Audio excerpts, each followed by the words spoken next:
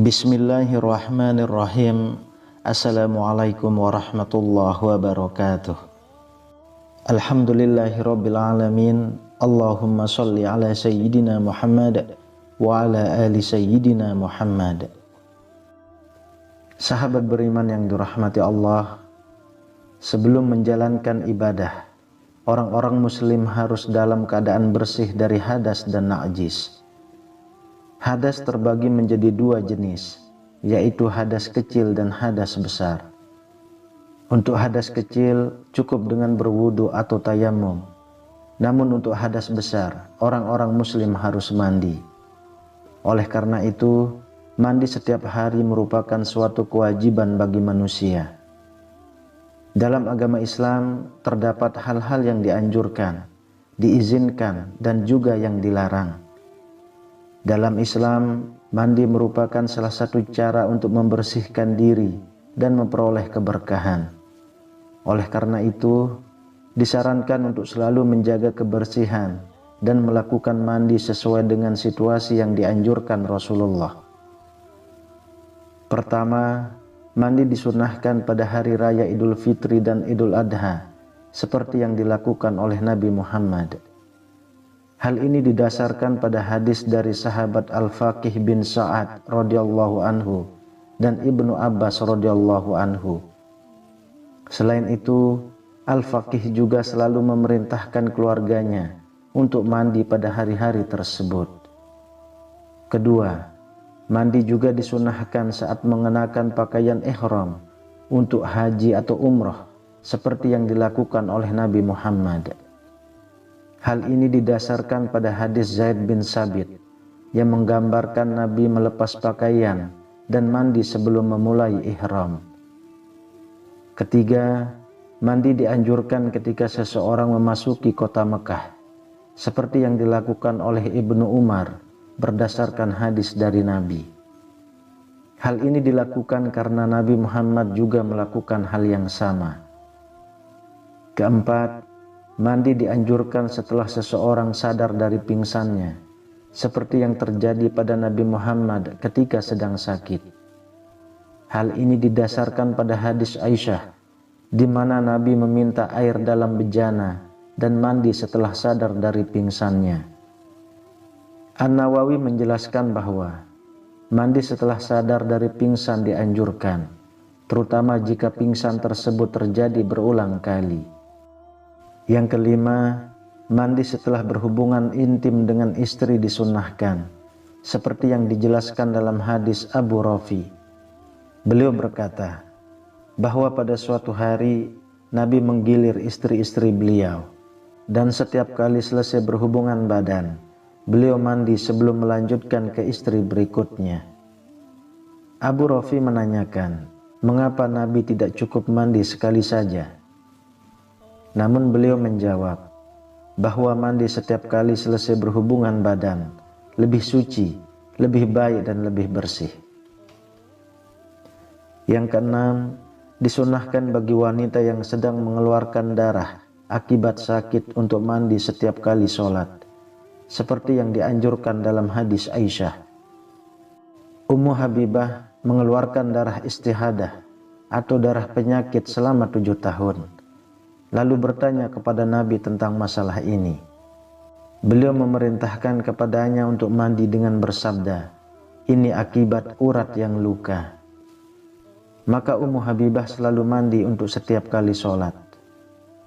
Yang ketujuh, mandi setelah memandikan mayit disunnahkan, seperti yang ditegaskan dalam hadis Abu Hurairah. Nabi bersabda, "Barang siapa memandikan mayit, maka hendaklah ia mandi. Barang siapa yang memikulnya, hendaklah ia berwudu."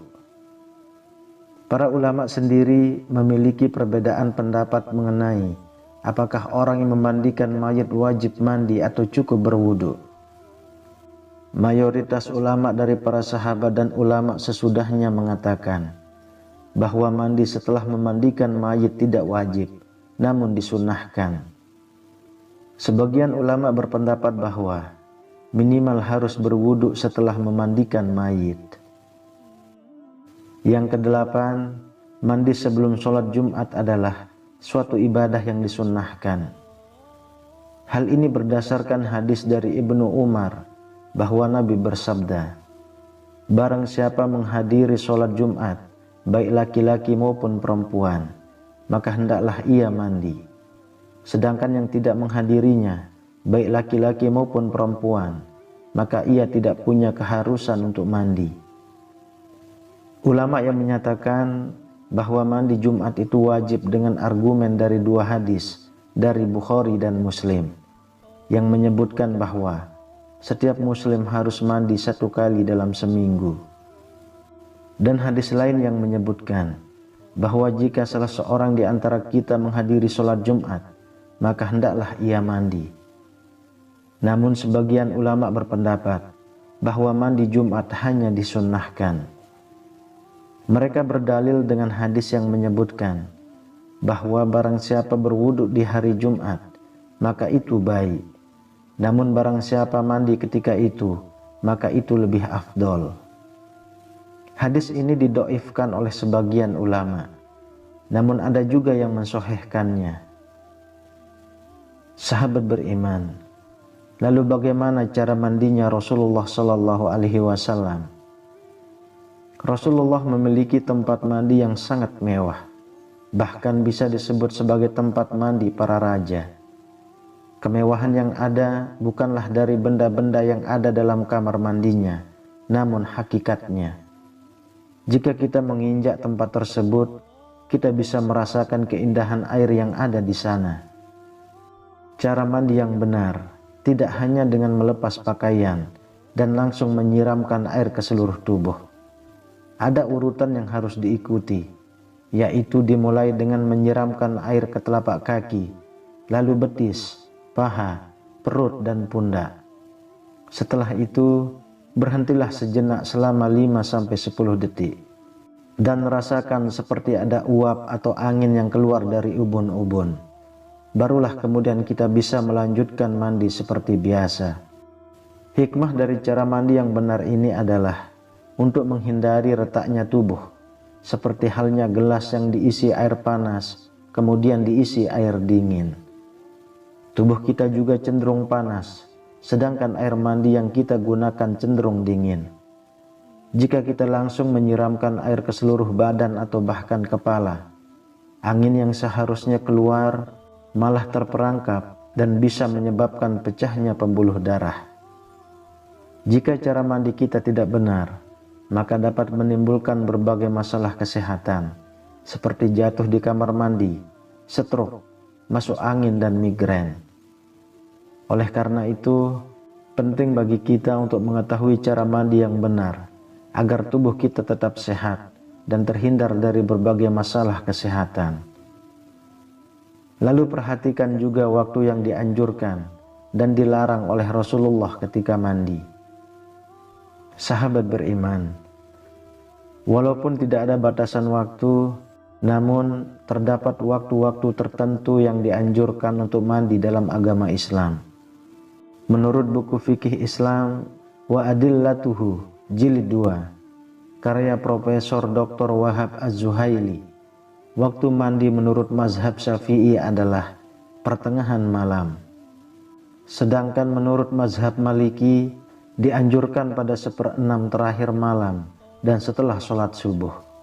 Sementara itu, mazhab Hanafi dan Hambali memerintahkan untuk melakukan mandi setelah sholat subuh.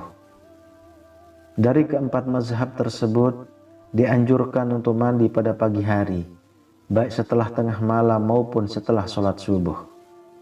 Hal ini dikarenakan pada waktu tersebut kandungan ozon pada air sangatlah tinggi, sehingga tubuh terasa lebih segar dan daya tubuh meningkat.